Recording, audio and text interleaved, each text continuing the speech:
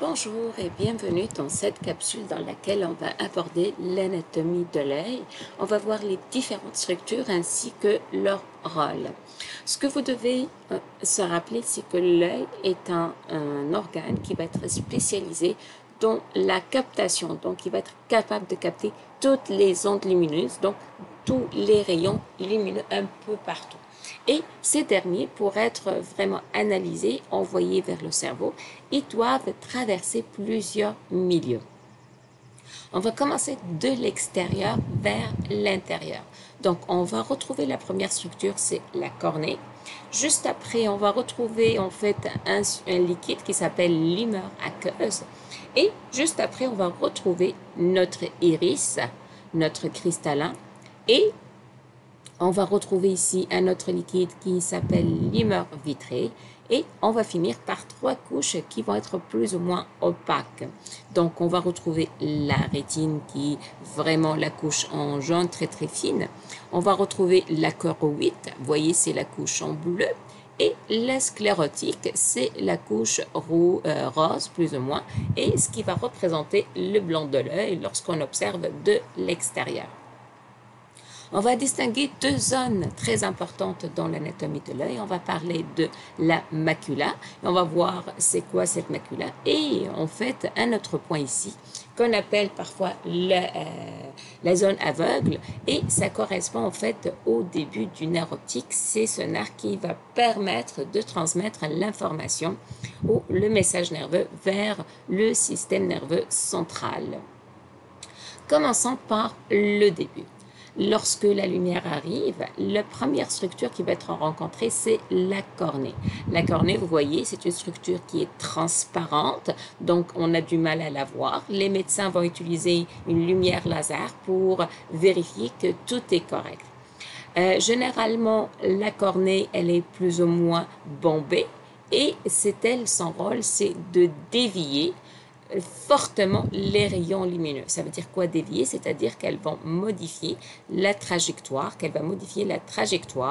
des rayons lumineux pour qu'ils vont converger, c'est-à-dire qu'ils vont se rencontrer à un seul point au fond de l'œil.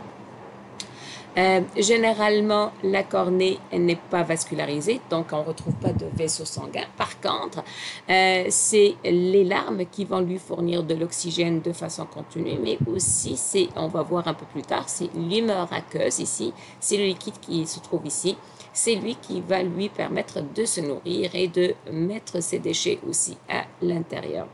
Juste après la cornée, qu'est-ce qui arrive? La cornée, si on a des problèmes au niveau de la vision, ben c'est principalement un des causes, c'est la cornée. Soit qu'elle ait sa forme, c'est-à-dire qu'elle n'est pas assez bombée, soit aussi parfois qu'elle est un peu large ou longue. Donc, en fait, qu'est-ce qui arrive? Les rayons vont être un peu déviés de façon pas correcte. Ils n'arrivent pas à la rétine en seul point. Et pour corriger ce problème, il y a plusieurs solutions. Soit qu'on porte des lunettes, soit qu'on va avoir des lentilles de correction, soit tout simplement, on va tout simplement faire ce qu'on appelle une opération de laser. C'est-à-dire, en fait, qu'est-ce qu'on va faire? C'est qu'on va modifier la forme de la cornée pour que les rayons vont être convergés d'une façon très, très correcte. Ils vont arriver sur la rétine en un seul point. Juste après la cornée, on va retrouver ce qu'on appelle l'iris. C'est la partie coloriée de notre œil. L'iris, en fait, à la base, c'est quoi? C'est deux muscles. Donc, les muscles vont se retrouver de part et d'autre. Et ces muscles, ils vont contrôler, en fait, voyez le petit point noir, ce qu'on appelle la pupille. Le point noir, c'est tout simplement, c'est un trou. Donc, c'est un orifice qui va permettre à la lumière de traverser pour arriver au centre de l'œil. Et on a besoin de contrôler cette ouverture. Donc, dépendamment de la quantité de lumière, qu'est-ce qui arrive? L'iris, soit qu'elle va se relâcher, soit qu'elle va se contracter pour contrôler la quantité de lumière qui va arriver à l'intérieur de l'œil. Et d'où vient cette couleur de nos yeux? Donc, en fait, la couleur des yeux et tout simplement provient de la présence d'un pigment qui s'appelle la mélanine. Principalement, il y a d'autres pigments, puis on n'a pas besoin de les retenir cette année, mais il y a d'autres pigments qui vont parfois ajouter une certaine couleur à nos yeux. mais le pigment le plus important, c'est la mélanine. La mélanine aussi, c'est un pigment qu'on va le retrouver au niveau de la peau. Plus on a de la mélanine, plus normalement la couleur de nos yeux va être plus foncée. Par exemple, ici, on a une quantité de mélanine très très faible. La couleur des yeux va être plus ou moins bleue. Plus on rajoute la mélanine, plus ça va devenir, on va dire, bleu-vert, en fait, vert clair, vert, jaune-vert, etc. Plus je rajoute de la mélanine, ça va s'approcher vers le brun. Là, ici, on a l'impression que c'est noisette.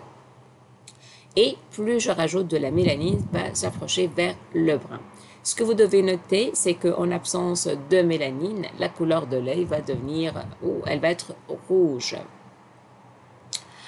Une fois la lumière a traversé la cornée, d'accord, avant d'arriver au niveau de l'iris, il y a un liquide qui s'appelle l'humeur aqueuse.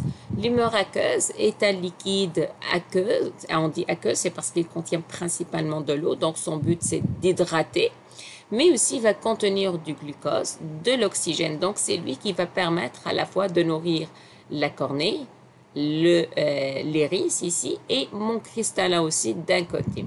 De plus, l'humeur aqueuse, il va permettre de garder une certaine pression sur la cornée pour qu'elle reste toujours bombée. Comme ça, la cornée va être capable de dévier la lumière correctement. Par la suite, on va retrouver le cristallin. Le cristallin est notre deuxième tissu qui va jouer le rôle, qui va converger la lumière encore. Vous voyez, la lumière, elle est convergée, donc on veut qu'elle se rencontre en seul point au niveau de la rétine. Lorsqu'on va faire une coupe transversale, on voit que le cristallin est comme une boule transparente, à peu près la taille d'une lentille. Et comme je viens juste de dire, son rôle, c'est vraiment de converger la lumière. Il y a plusieurs aussi problèmes de vue qui sont reliés au cristallin. Et généralement, il y a on peut avoir plusieurs interventions pour corriger ça. Le cristallin aussi, comme je dis, c'est lui qui va être responsable de dévier les rayons de lumière, mais aussi le cristallin se dote d'une propriété qu'on appelle l'accommodation. Ça veut dire quoi? Ça veut dire qu'il va s'ajuster à la distance pour converger les rayons.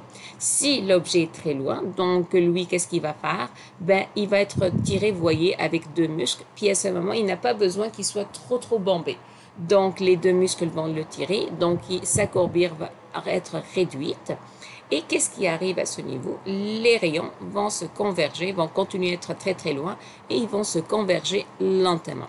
Toutefois, si l'objet est très proche, ben, les muscles généralement se relâcher. Et qu'est-ce qui arrive? Le cristallin va devenir plus courbé et à ce moment, l'objet ou les rayons lumineux vont être plus courbés pour que ils vont se rencontrer en un seul point au niveau de la rétine. Parmi les problèmes qui touchent le cristallin, on va parler de la cataracte.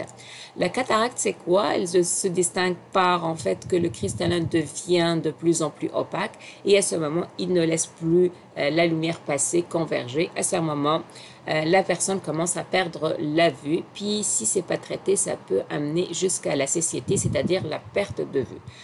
Heureusement, actuellement, on est capable de faire des opérations, c'est-à-dire d'enlever tout simplement le cristallin et de le changer.